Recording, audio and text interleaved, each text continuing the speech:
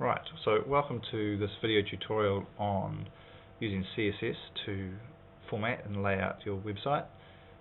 In this tutorial we're going to be recreating this very basic design, so it's just a simple orange box with some content inside.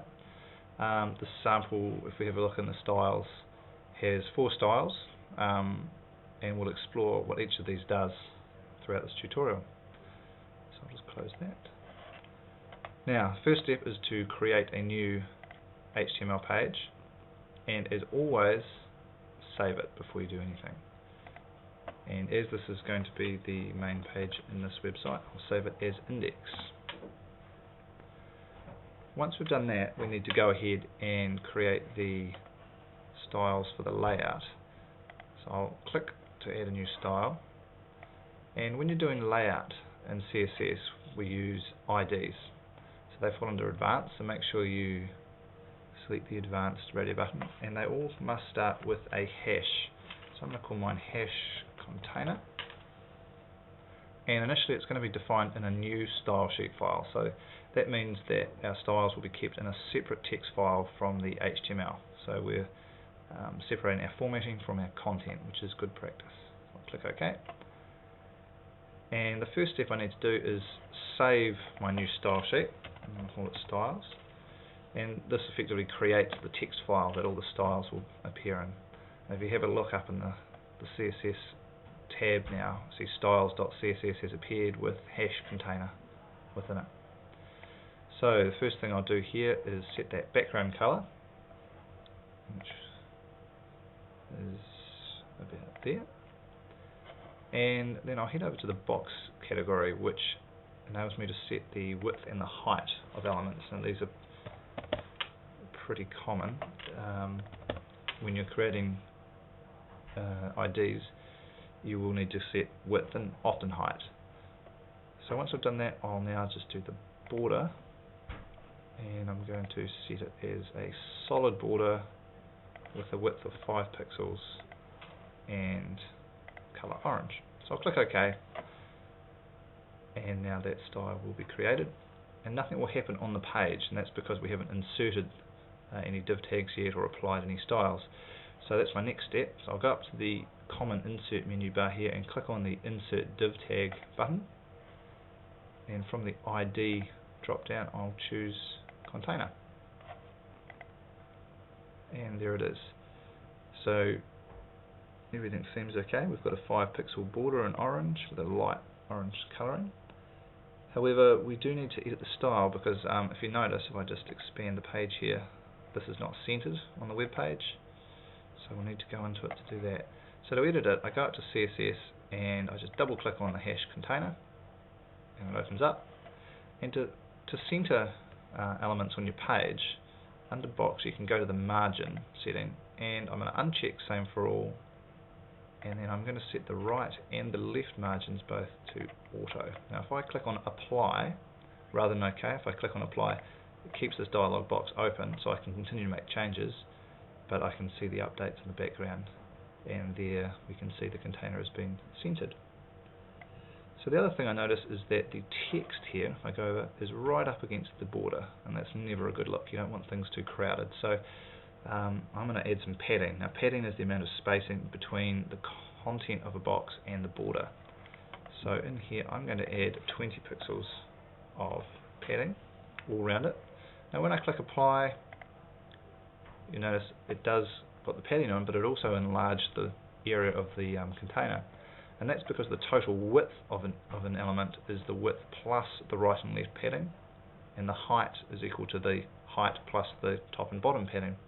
So I just need to take off 40 pixels from each of those just to compensate for the stuff I added on. So I'll just add those on and click apply, and it goes back to its original size. So I'll just click OK. So the next step is just to add some text for us to format. So the first thing I'll do is put in a heading, and then a little bit of text.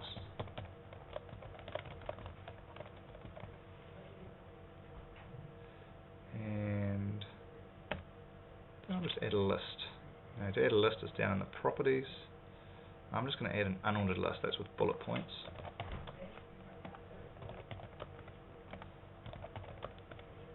Done. Okay, so now I've got some text we need to format.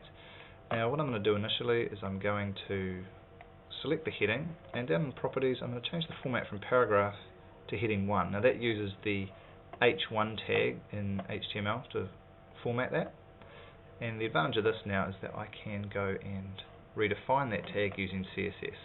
So if I come over to my CSS panel and add a new style, I have the option of choosing tag, and there's actually a drop down menu here with all the tags that you can modify, and there's H1 for us. I'll click OK, and it's formatted how we want. Go to size 36, bold, and apply. Let's have a quick look, and again there's the advantage of using apply. I can see those changes. I think that's actually a little bit too big, so I'll just drop down to 24 and hit apply again. That's much better. Okay, so what that's done effectively now by creating this H1 tag is anytime I use that heading 1 format throughout my website, it will change the format so it's consistent with this. Now the other thing I want to do is format the text. Right now I'm using Times New Roman, and that's not ideal. Now rather than redefining the paragraph tag, which is right now this is sitting inside a paragraph, I'm going to actually create my own class and apply it to the paragraph. Now the advantage of this is that if I redefine the paragraph tag, it's going to apply that everywhere it sees the P tag, whereas if I create a class, I can apply it wherever I want it to apply. So over here I will add a new style under class, so it would dot class, dot text. And so every class that you create must start with a full stop. Notice as well that these styles are being defined by default in styles.css. That's the text document that we created at the beginning, the style sheet. And click OK. And I'm just going to make this Arial size 14 and click OK. Now nothing changes, and that's because we haven't applied that style. So I'll just select all the text there, and when I come down to the properties inspector, there's my style. It says none, but text has appeared in that drop down. That's because I put the full stop in there. If I don't put the full stop at the front of the name, it will not appear in this list. I click on that, and it has formatted all the text. So the last step really now is to format this list. You see I've still got round bullet points. Now if I want to format a list that belongs to the UL, or unordered list tag in HTML, and if I just go to the code view briefly, you can see there is my UL tag. I want to format that so that it appears the way I want. So I'm going to come over to CSS and add a new style. I'm going to go to tag and choose UL. Click OK, and under list category I can change the type of bullet point. Now I'm just going to choose square. It's quite nice though, if you want to create your own custom ones, you could create them as images and then browse them here. Click OK, and it's a little hard to tell, but those bullet points are now square. So that pretty much is everything.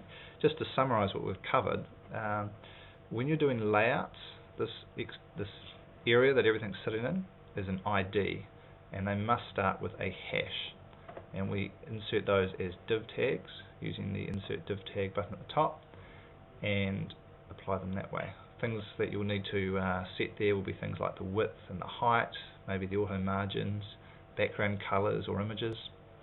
The other things we've looked at are the heading, which we use the H1 tag in HTML, and we can redefine those tags.